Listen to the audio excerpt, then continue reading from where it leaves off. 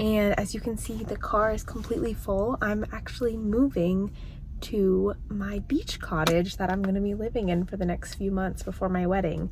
So after I do this, I'm going to go to my new beach cottage. So should be a really fun day. I'm really excited, and let's go see. A couple of months ago, I found myself unsure of what to do after the army. I knew I was getting married and wanted to live near my fiance, but it wasn't until I saw this listing that I knew I had to live by myself in a tiny beach cottage by the sea. I was extremely excited when they accepted my application, and I was officially moving to coastal Virginia, which is where I arrive today. I just got to a secondhand bookstore, and I want to go in and see if I can sell some of my books I'm finished with and also my old Xbox, and see if I can make a little bit of money, and also maybe pick out a new book for myself. Leave it there.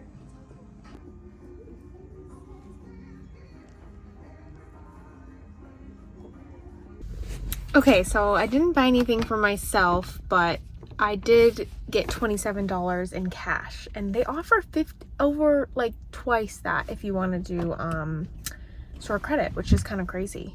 But I was like, oh, let me read what I have first, and maybe I can come back and get store credit, and next time I trade books and get store credit. But that's a lot of money, $50 something in store credit for trading in books, so pretty cool. So I just arrived to my beach cottage where I'm going to be living for the next 3 months. And I love it so much.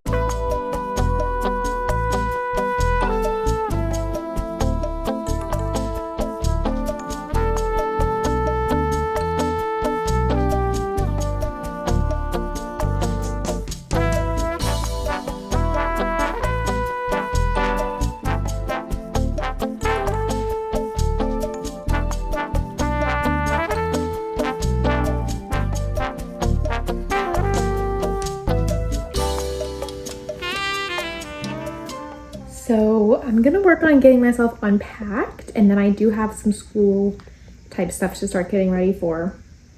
But I love it. I'm so happy. I'm so excited. I'm gonna put on a book on tape. I just started Heartless Hunter, and I'll have to check who the author is, but I started it on my drive down, and it's really superb right now.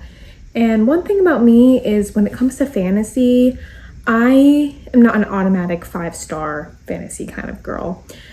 And that's just something I've had to embrace about myself. Like, I don't really always love fantasies. It has to be like a really good fantasy to get me, because I just think that in the beginning, I have no idea what's going on, and I kind of have to force myself to like get into it. But this one, Heartless Hunter, has really captured me from the beginning.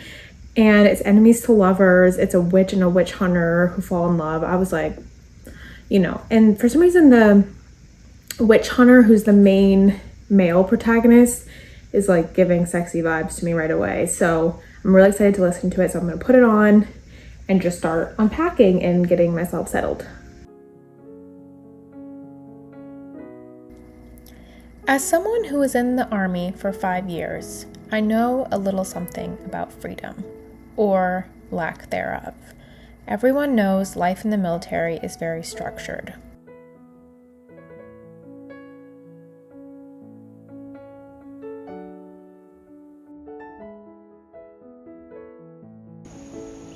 Every couple of years, I would find out I was moving to a new duty station.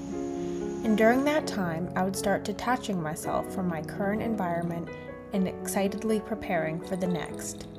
And I always felt like in the back of my mind, this next duty station, this next job would solve everything. And it didn't, because there was one common denominator that followed me everywhere, and that was me. And until I found true joy and true purpose in myself, changing my external environment was not going to help.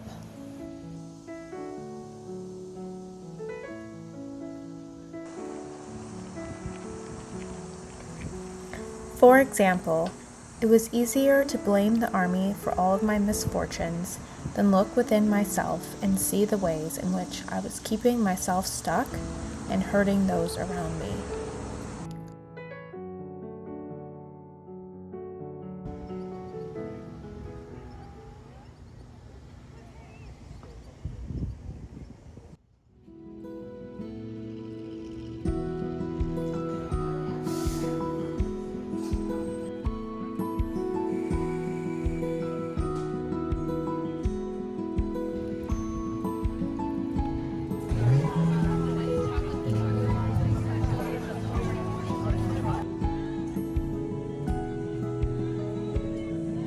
Which one do you want to try? Let's do that one.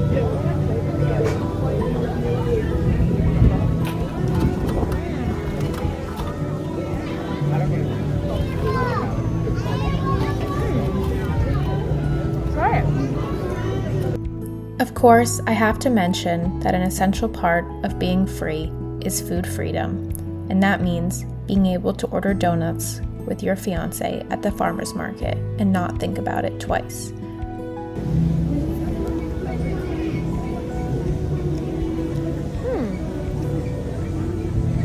Wow. That's kind of crazy. Not good? It's really good.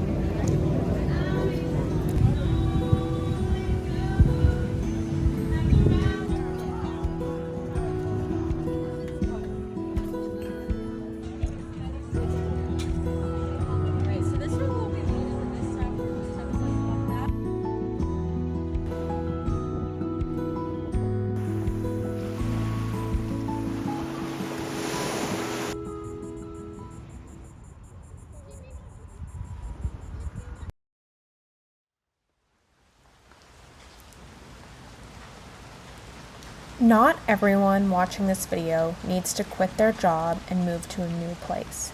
That is just another form of external validation and thinking that something external is going to solve your problems. We all need to look within ourselves to find true freedom and identity, basically breaking free of what society wants from us.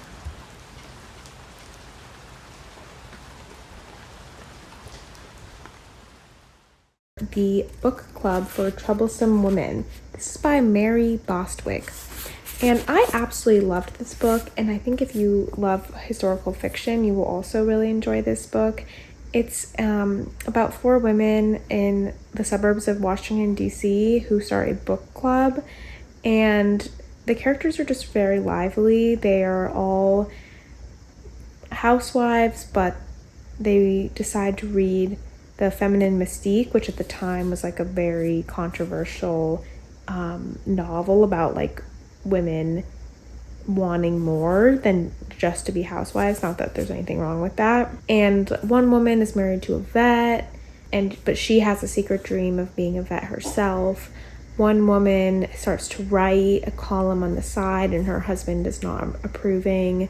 And another woman is actually a former army nurse, and she decides to go back to nursing while raising like 6 kids. And the final woman is kind of a New York City socialite who moved down to Washington, D.C. and is kind of being forced to be a housewife, but really she loves art and she's like the most, outspoken of the 4, and she kind of leads the charge of like, we don't need to do this, we can make our own path.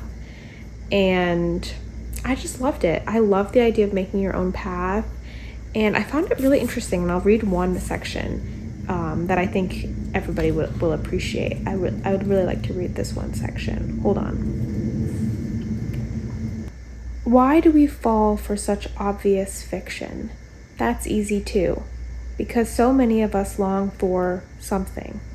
We're not sure what exactly, but something. Something different, something better.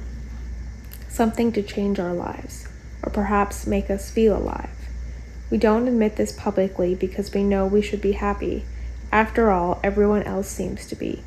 Open a magazine or turn on the television, and you'll find yourself bombarded by images of perfectly satisfied women.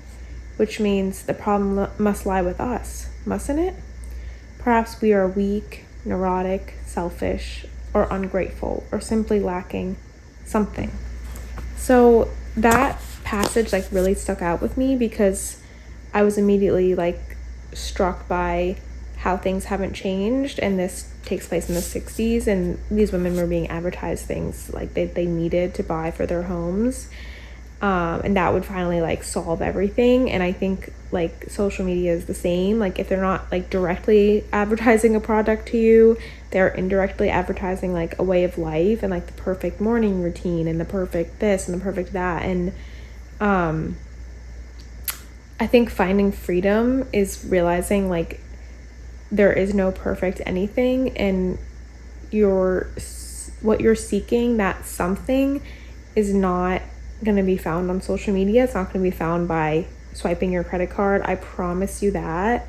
It's going to be found like from within. And if you are feeling like you're always searching for that next something, just know that like women have been going through this for forever and don't buy into it. Don't buy into like the lie that something is that you can buy or achieve is going to make you feel okay inside.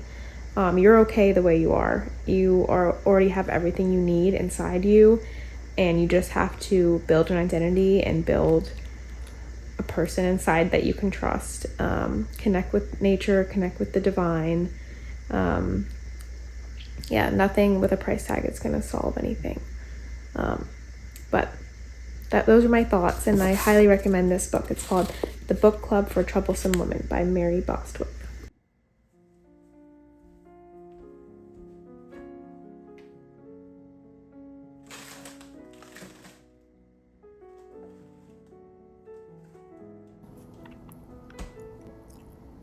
Part of living alone is getting comfortable with the feeling of loneliness. I think that it's easier to grab your phone or scroll on your computer or call a friend than it is to tolerate the feeling of loneliness. But actually, being lonely is a really fundamental human experience. And I think that people have always felt like this. I always think about my ancestors in medieval times and what they would have been going through on like a cold, rainy night in their little hut or wherever they lived. And just realizing it's okay to feel lonely. And when you pull out your phone and start scrolling the minute you feel lonely, you're actually missing out on that experience of being lonely. And what does that feel like to be lonely? Easing into that and letting that emotion kind of fill you up. What should I read next? Maybe this one, since I already started it? Give this a go.